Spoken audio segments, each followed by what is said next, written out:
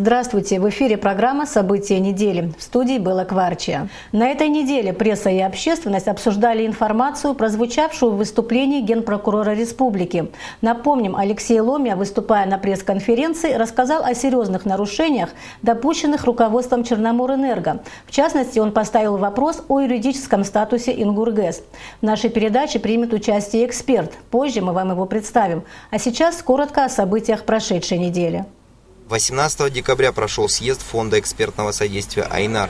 На нем было принято решение реорганизовать общественное образование в политическую партию. Главный мотив реорганизации фонда, по словам участников, необходимость изменения политической системы страны, которая, по их мнению, должна быть основана на национальной идеологии. Министр внутренних дел Рауль Лоло провел брифинг для журналистов.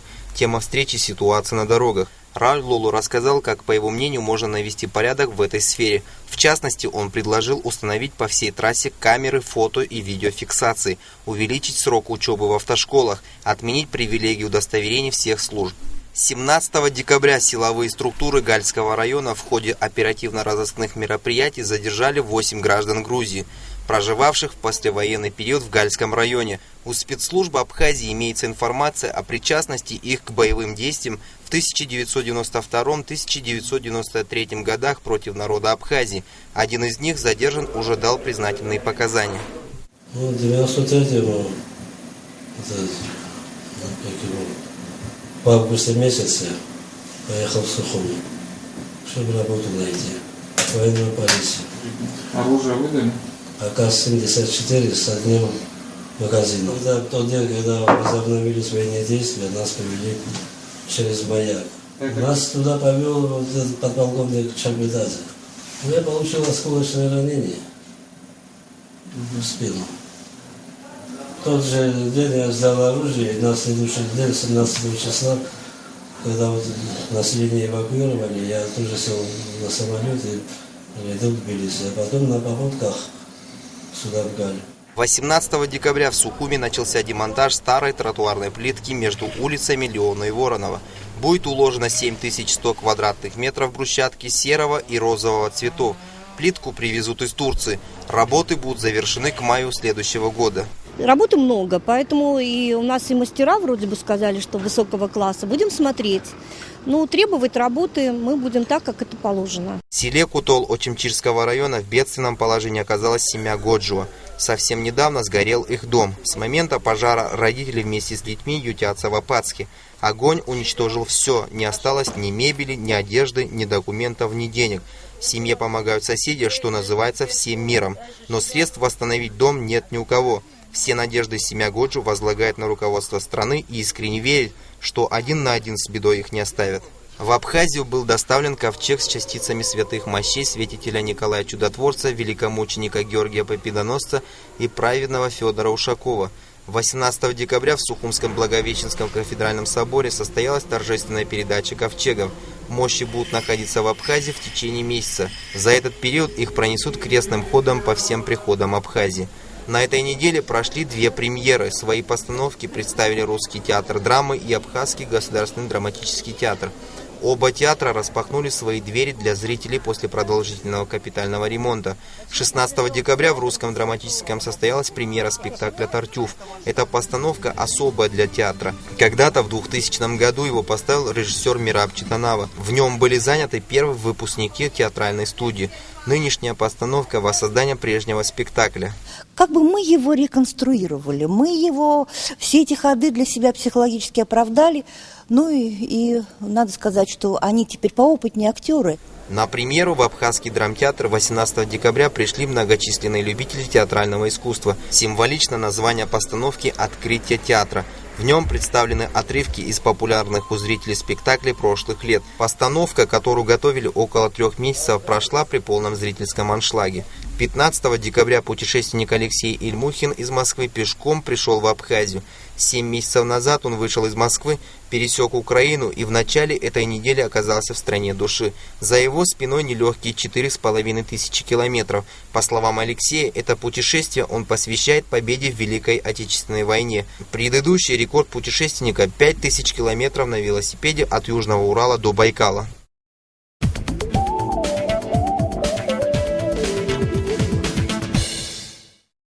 А сейчас я хочу вам представить гостя, который согласился принять участие в нашей программе. Это депутат Народного собрания Абхазии Беслан Константинович Свинария. Здравствуйте. Спасибо, что согласились прийти к нам на передачу. Беслан Константинович, прежде чем мы начнем с вами говорить, я бы хотела предложить вашему вниманию сюжет, который подготовила наш корреспондент Елена Лолуа. Последние 2 недели в обществе и соцсетях активно обсуждаются скандальные подробности расследования деятельности госкомпании «Черноморэнерго», из структуры которой таинственным образом исчезли Ингургэс и Перепадная ГЭС-1. Их нет и в реестре госсобственности Абхазии. Как сказал 5 декабря на пресс-конференции генеральный прокурор Алексей Ломия, это произошло в 2007 году, когда проводилась перерегистрация всех юридических лиц. Почему стратегический для Абхазии объект до сих пор не оформлен юридически? Следствие адресовало этот вопрос руководителям Министерства юстиции и Госкомимущества и приватизации. Как говорит генпрокурор, четких ответов он не услышал.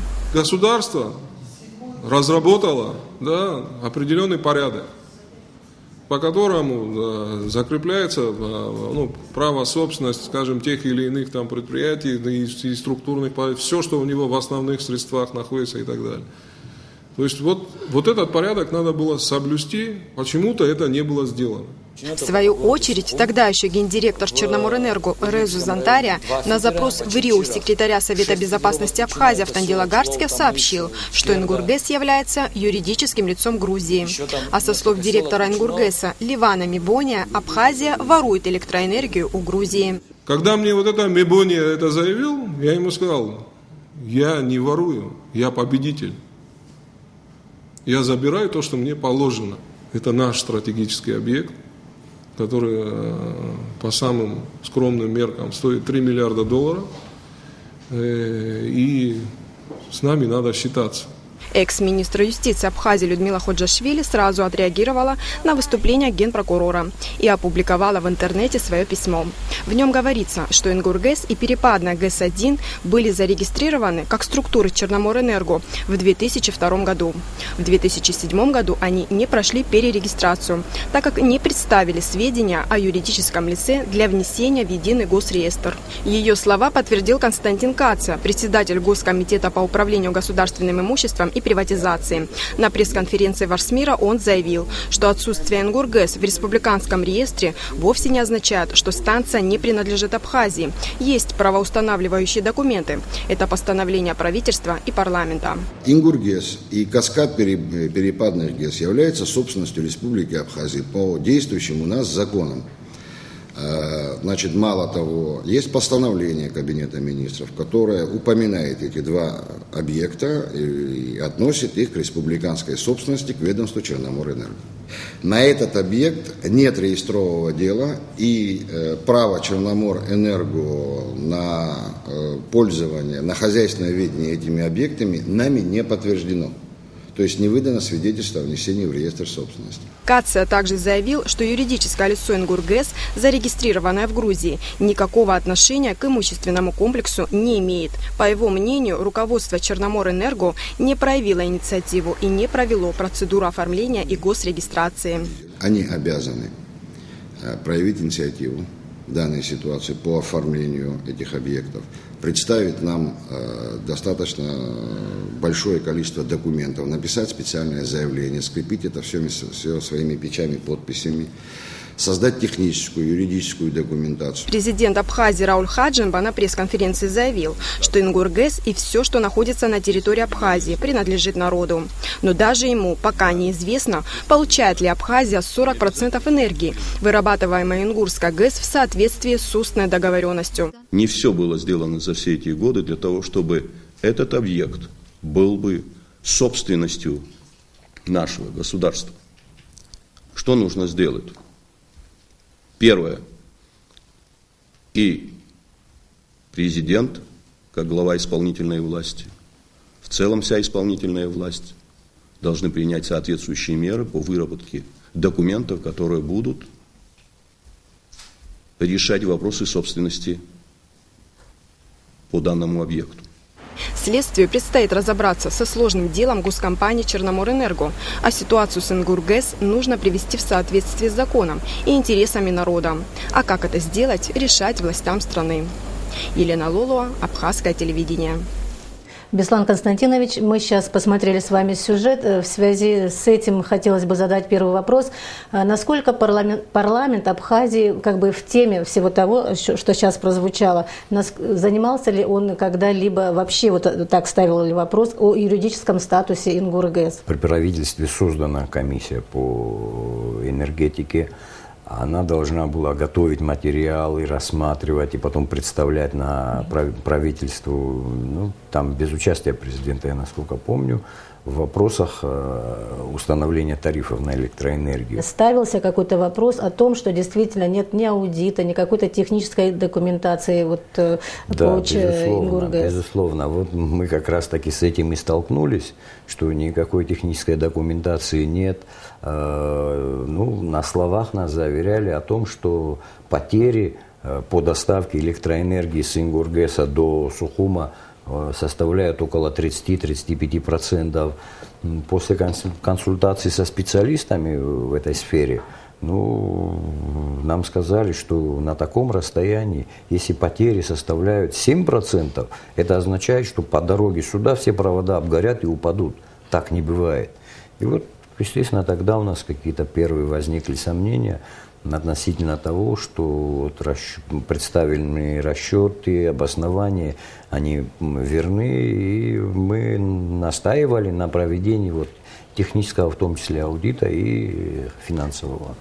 Скажите, а вот настолько ли вообще ново вот это? Разве мы впервые вот в Абхазии слышим, ну хотя бы так краем уха, скажем так, да, о том, что Ингургэс на самом деле не абхазская компания, юридически она не оформлена, и что она принадлежит Грузии на самом деле. И что в этой связи можно сделать? Можно ли как-то эту ситуацию изменить? Как вы считаете? Вы знаете, ну, конечно, информация по Ингургэсу я, так же, как и все граждане, черпал из того, что нам сообщали как бы те лица, которые имели к этому отношение, несли ответственность в том числе. И в этой связи, ну, для меня было очевидно то, что с нашей стороны, вот со стороны Абхазии, в вопросе, так скажем, того, вот, принадлежит оно нам, являемся мы хозяевами или нет, я думаю, должно было быть не только как бы территориальное месторасположение его, но и мы должны были как бы обеспечивать и его деятельность в том числе. Я, насколько информирован, мы никаких затрат на содержание вот ни управления, которое находится на нашей стороне, ни перепадных, никаких затрат мы не несем. И в этом смысле, конечно, было бы, наверное, целесообразно, чтобы какую-то часть затрат легла на наши плечи, чтобы мы могли говорить полноценно о том, что мы являемся истинными хозяевами вот этих вот всех, да, этого имущества. Почему-то было наложено табу на проверку, да, вот как бы этих структур. Только предварили мой вопрос, да. Почему и вот проверяющие органы? Ну, мне сложно об этом судить, почему это так происходило, но вот по результатам вот как бы выявлено очень неприятно. Вот, в связи с вашим последним замечанием, я бы хотела предложить вашему вниманию реплику нашего эксперта. Сейчас выясняется, что там эту электроэнергию еще из нашей доли там продавали там в Турцию, через Грузию и так далее. Об этом мы ничего не знаем, и нам все время уверяли, что наша энергетика, наша энергия, она там вообще не продается, и вообще мы наш лимит 40% уже почти там полностью прожираем и так далее. То, что сейчас выявляется в Черноморэнерго, это вот продукт того, что там не было никакого контроля. Доверяй, но проверяй. Скажите, пожалуйста, как вы думаете, почему получилось так, что монопольное предприятие, от которого зависит в большой степени безопасность нашего государства, вот таким образом халатно не контролировалось, скажем так? Думаю, что, может быть, мы избежали бы вот сегодня тех последствий, вот тех обвинений, которые прокуратура озвучила. Генеральный прокурор озвучил и на пресс-конференции, я вот через социальные соцсети